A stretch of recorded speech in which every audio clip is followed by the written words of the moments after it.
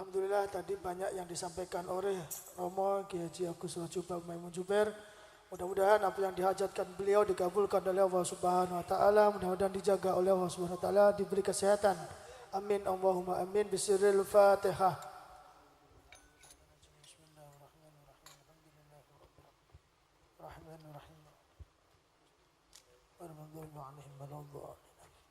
يا رب صل على محمد يا رب صل عليه وسلم يا رب صل على محمد يا رب صل عليه وسلم يا رب صل على محمد الفاتح الخاتم المقرب يا رب صل على محمد يا رب صل عليه وسلم يا رب صل على محمد المصطفى المجتبى المحبب يا رب صل على محمد يا رب صل عليه وسلم يا رب صل على محمد ما زارت الزوبد ناسب زاب يا رب صل على محمد يا رب صل عليه وسلم يا رب صل على محمد وقول من الحبيب ينشام يا رب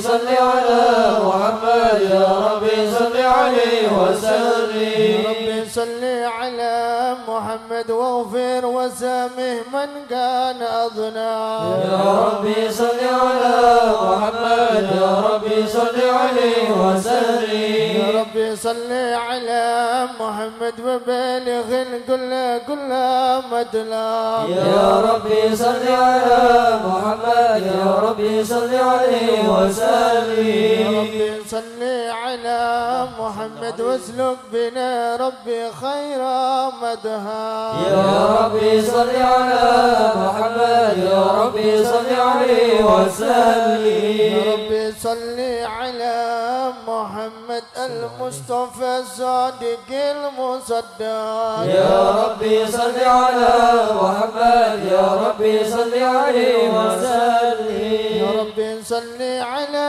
محمد واجمع من الزمن ما تفرق يا رب صل على محمد يا رب صل عليه وسلم يا رب صل على محمد وافتح من الخير كل مغلاق يا رب صل على محمد يا رب صل عليه وسلم يا رب صل على محمد يا رب وارض عن المشايخ يا رب صل على محمد يا رب صل عليه وسلم يا رب صل على محمد يا رب فارحم والدينا يا رب صل على محمد يا رب صل عليه وسلم يا رب صل على محمد يا رب نهتم بالمشفع يا رب صل على محمد يا رب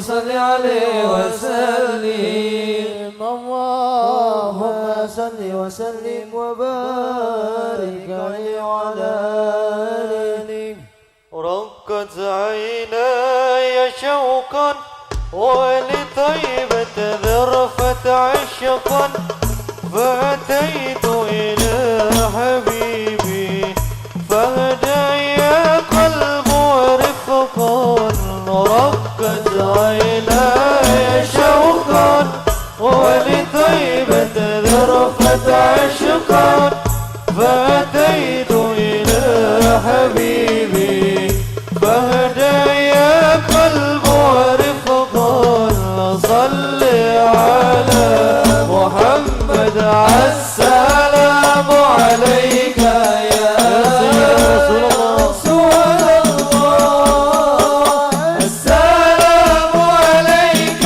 يا حبيبي يا نبي الله السلام عليك يا رسول الله السلام عليك يا حبيبي يا نبي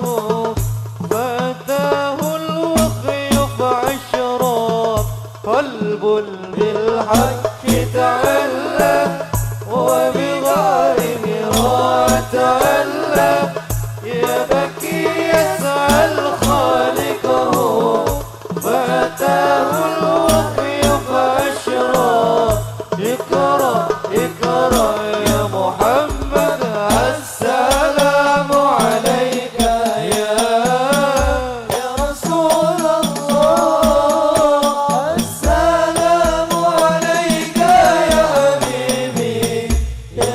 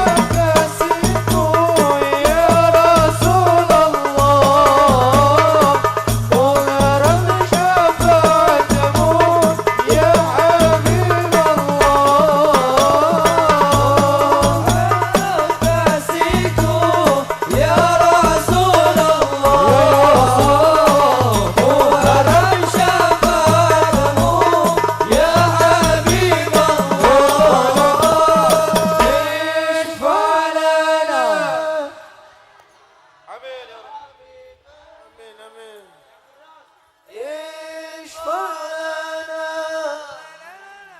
يا حبيبنا لك الشفاعة يا رسول الله يا نبي يا نبي يا رسول الله يا نبي لك شفاعة وهذا وطلبي يا نبي يا رسول الله يا نبي لك الشفاعة وهذا مطلبي يا نبي اللهم صل وسلم وبارك عليه وعلى آله اللهم صل وسلم وبارك عليه وعلى آله. بسم الله الرحمن الرحيم. الحمد لله القوي سلطانه الواضح برهانه المبسوط في الوجود كرمه وإحسانه تعالى مجده وعظم شانه خلق الخلق لحكمة وتوى عليها علما وبسط لهم من فائد المنة ما جارت به في أقداره القسمة صلى الله عليه وأرسل إليهم أشرف خلقه وعجل بيده رحمة تعلقت إرادته الأزلية بخلق هذا العبد المحبوب فانتشرت آثار شرفه في عوالم الشهادة والغيوب صلى الله عليه فما عجل هذا المن الذي تكرم به المنان وما أعظم هذا الفضل الذي برز من حضرة الإحسان صورة كاملة ظهرت في هيكل محمود فتعطرت بوجود أكناف الوجود وطرزت برد العوالم بطراز التكريم اللهم صل وسلم أشرف صلاة وتسليم على سيدنا ونبينا محمد الرؤوف الرحيم اللهم صل وسلم وبارك عليه وعلى آله كل القلوب كل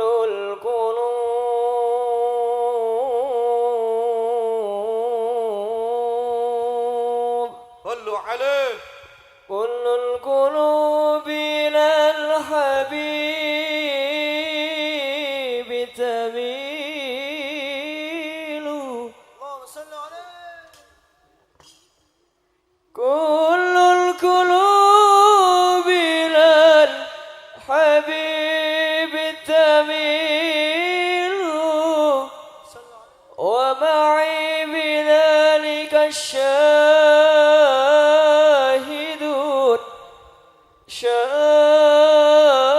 الشاهدون ودليل أما الدليل إذا ذكرت محمدا صل وسلم عليه صارت دموع العاشقين قليل هذا رسول الله صل وسلم عليه هذا رسول الله هذا المصطفى هذا لرب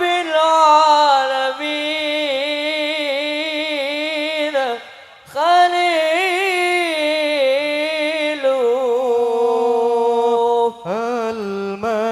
المدد المدد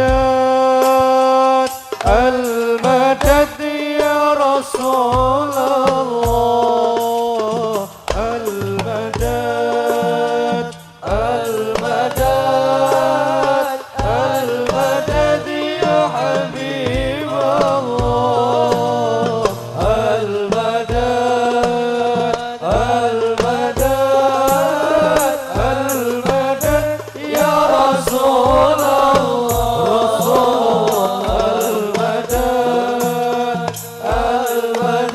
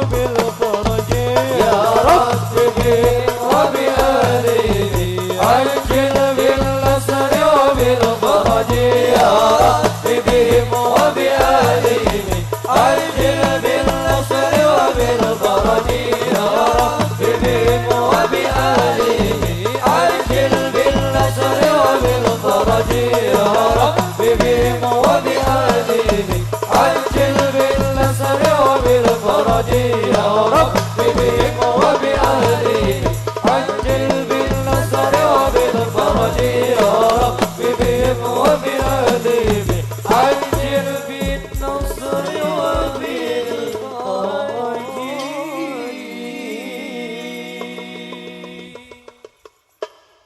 راحت العديان تسلو في ليالي المولد وبريق النور يبدو بمعاني أحمد راحت الديار تشدو في ليالي المولد وبريق النور يبدو بمعاني أحمد وبريق النور يبدو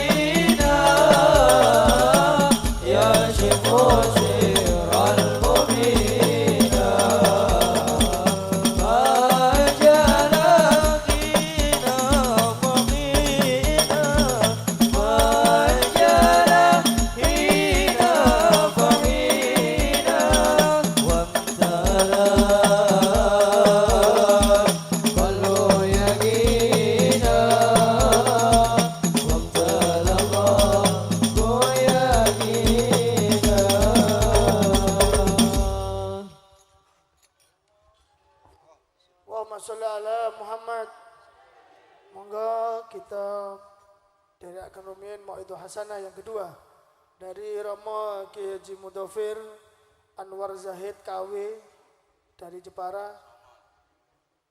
Mau bisi kula mauidhah ngantos setengah kali Bib. Monggo Yai. Badhe subuh mboten napa-napa. Terserah jenengan.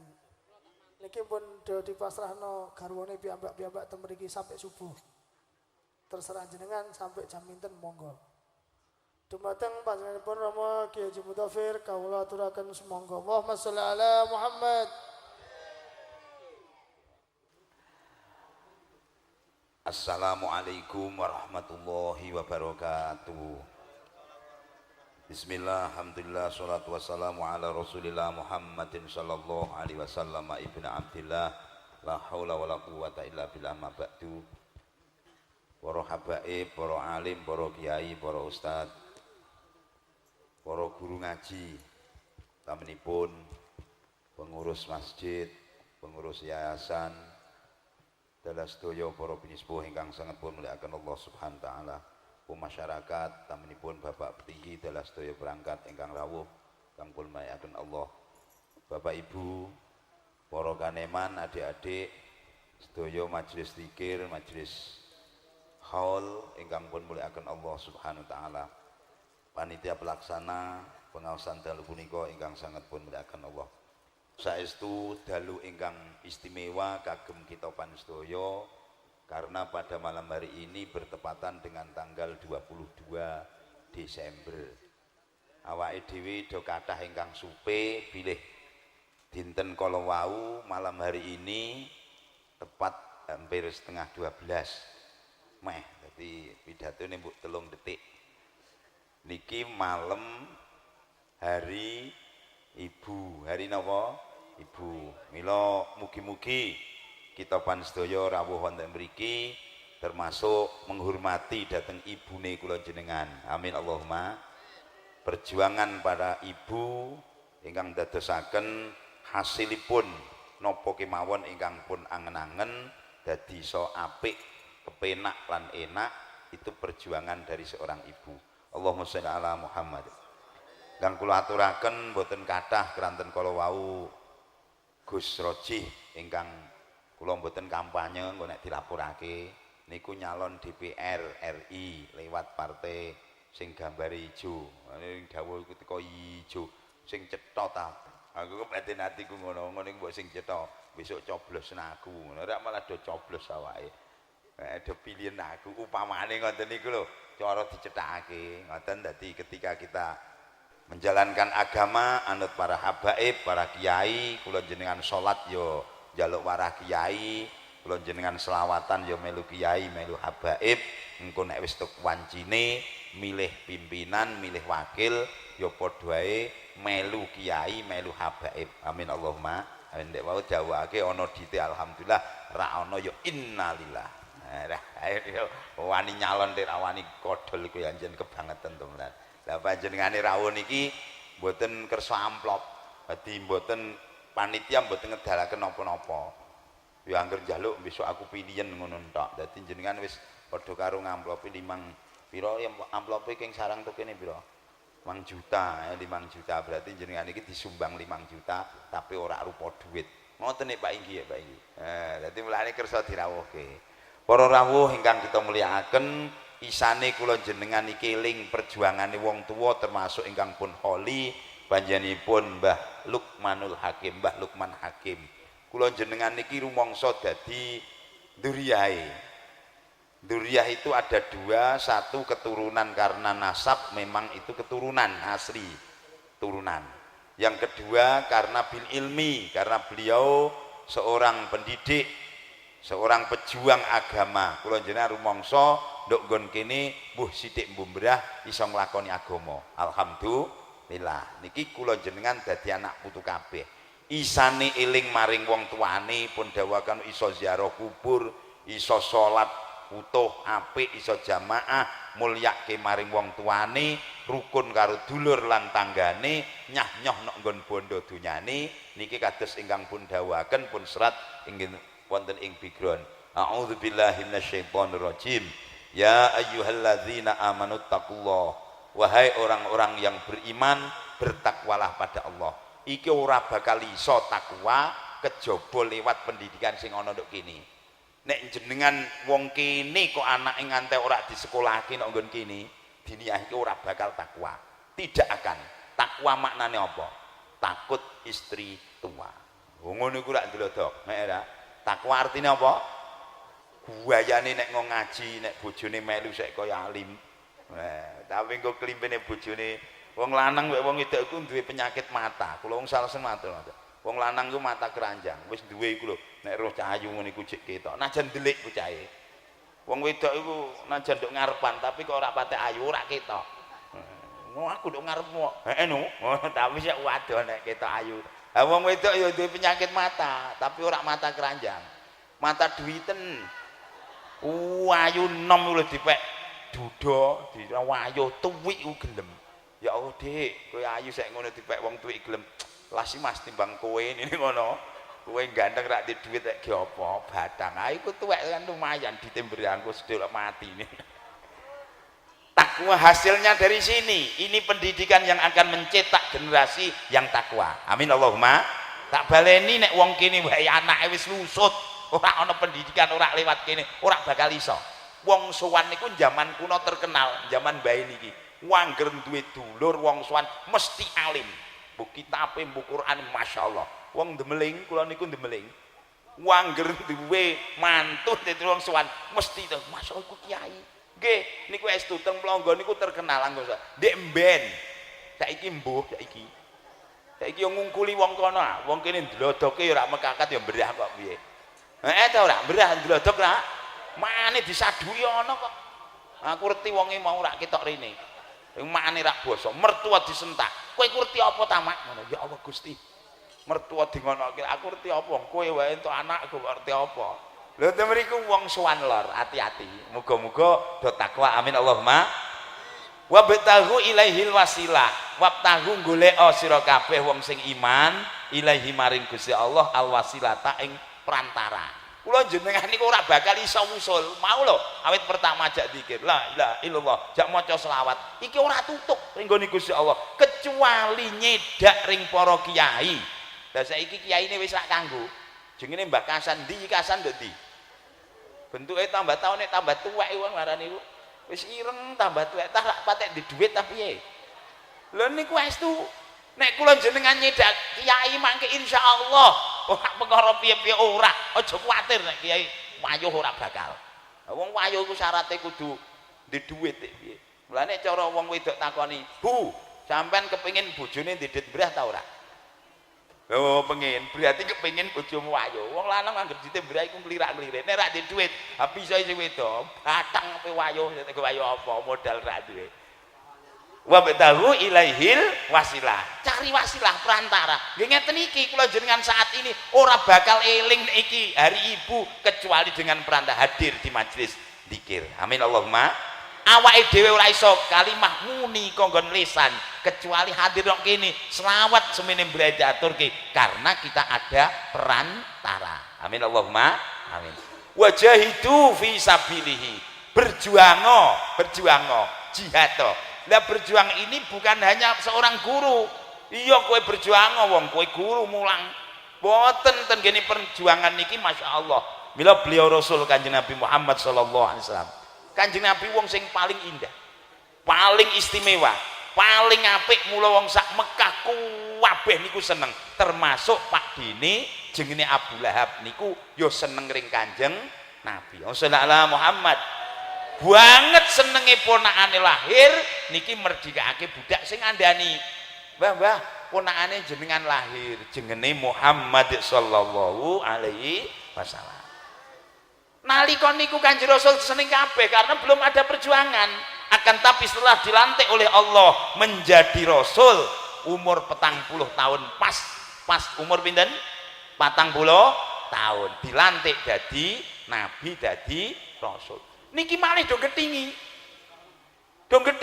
Abu Jahal Abu Lahab getingi kabeh. Abu Lahab teko, kowe ponakku, kowe duwe kitab suci wacanen sak katekmu ning ndok omah wae ora usah krungu wong brah. Kowe ndek pangeran Allah sembahan sak katekmu ning aja ajak-ajak wong liya. Naudzubillah min. Dadi kula jenengan sing kepengin wong kok kepengin apik entok, apik, tapi ora gawe apik. Cukup sampean jamaah waktu jamaah. Waktu jamaah tetep mangkat apa? Jamaah. Ana bocah ora sekolah, ana wong nakal, ana wong tukaran ora diatolah, ora putuku, ora ponakku, peduli. Wayah turu-turu, wayah mbogae. Di duit dikelimpak-kelompok iki kaya dawuh wau, alhaqumut takasur. Melalaikan kamu sekalian memperbanyak. Sembarang kowe kepengin akeh ning lali nok nggon perjuangan. Niki ra ana apa-apane. Nalika diumumke nok nggon kematian, tiang niki sae napa awon? Sae, sebab ahli sae entok ning urung gawe sae ring wong liya. Maka kita tingkatkan kualitas keimanan kita dengan cara berjuang itu artinya nguber majune uang. Nek era apa mau nguber majune nek andan nduk nggonamu pira ngono, nggonaku 750. Kono aku mah nduk sowan lorek 750 wong angel 900 teko tak lakonane ngene. Lho men iku jenenge nguber majune apa mau? Ngono niku bener ta mboten? Boten laras. Lah perjuangan bisanya berhasil ini hanya lewat para ibu. Bu, kula jenengan emut beliau Rasul Muhammad sallallahu alaihi wasallam isane untenge sek ngono iku sebab ndek bojo Dewi Khadijah radhiyallahu anha. Temriku beliau Siti Khadijah seorang kaya raya Masya Allah, akan tapi setelah dinikah dening beliau Rasul seluruh harta bendanya diserahkan tenggenipun garwa kanggo perjuangan agamane Gusti Allah. Jenengan do ngoten ta dereng? Mula wong lanang sing nggih-nggih dadi kiai ora patek genah iku wong lanang sing ndek bojo senengane njaluk gelang. Si Pak kancane do tuku gelang. Lah gelang apa? Wong manakib ya 20.000 kok gelang. Ya Allah Gusti, temriku perjuangan seorang wanita niki sing menentukan anak-anak jenengan iso gelem nok TPQ, iso gelem nok madrasah ibtidaiyah, madrasah diniyah. Ini hanya seorang ibu, bapak wis rak mampu, Bu. Piye Pak? Iki anakmu iki ngono iku wis rak mampu. Nek wong kuno iki anak ndablek mangke makmuni ngene. Ayo, kowe nek ndablek rak ngojamaah tak kandhake pakmu. Tak kandhake sapa? Anake wedi ta mboten ndek ben? Wedi cah saiki ora. Alah wong pake wae ora tau. Ta ora, Pak?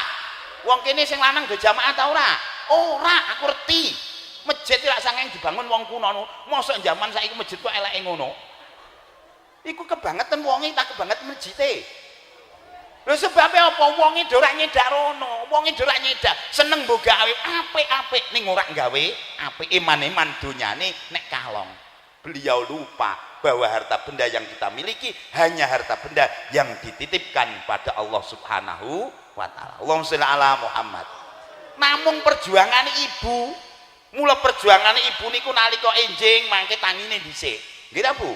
Iki yamene urung mulai. Lah, sek sewengi ta sekolah. Wong kowe esuk prei wae sekolahe. Iki rak cah nom-nom prei sih, karek madrasah diniyah tok sing kowe esuk sore ulangan. Lah ulangan diniyah iku bocah semua sinau. Bapak kula niki guru dinya, ayo do digarap dhewe. Lho ngono niku ora iso.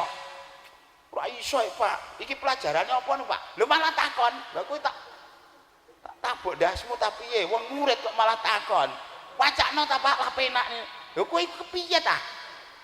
Kowe ra wedi makmu. Lah samake wae ngamplas terus piye. Lho niku hanya perjuangan ibu, Nang aja nganti kowe ra sinau. Amin Allahumma. Banyak sekali anak datang di majelis pelajaran sing digawa bukune wae keliru. Buku catatan gula. Lho iku sing kebangetan anake ta makane. Sebab apa? Lah wayah ape digawe diringkesi kabeh, tas ilang sembarang ilang. Mae buku ndok ndi wis angger gawa. Akhire ndok kono ana sukun putih. Lho iki ana sukun putih. Gurune rak bingung iki catatan apa? Gula. Lah sing kene catatan daftar undangan selamatan. Mbok lah iki kebangetan makane. Maka perjuangan wanita ini penentu. Amin Allahumma. Amin Allahumma. Monggo wong-wong wedok iki sing giat, sing lanang ora patek giat ra apa-apa. Wong wedok niku istimewa. Andikan tiap keluarga seorang wanita gigih menjadi wanita solihah. Insya Allah harapan banyak anak cucu menjadi soleh dan solihah. Najan sing lanang diyang-diyeng. Lanang ku anggere duit gleleng, anggere duit gleleng. Engko nek bar gleleng mulih wis lara. Ning sing wedok gigih niki insya Allah anake apik. Amin Allahumma. Didongake anake aja mung diterkiring sekolahan tok. Aja doakan karena doa orang tua banget mandine luwih-luwih seorang ibu. Ora nunggu 4 jam luwih-luwih ndonga elek kanggo anake. Ndonga elek niku apa? Nyabdo elek. Kowe pancen goblok. Ana anak kok jenenge mak goblok. Ora nunggu 4 jam bocahe dadi ora usah tok sekolahke. Cara bocah iki pinter muni. Lah aku kok goblok. Lah kowe ya makane bocah goblok. Sing goblok ya kowe amak. Nek ben piye lek mung gawe.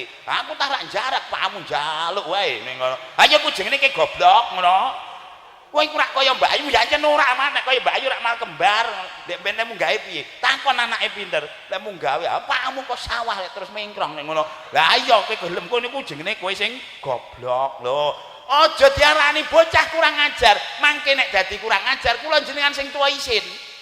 Ya Allah, anakku kurang ajar berarti aku dadi wong tuane kurang.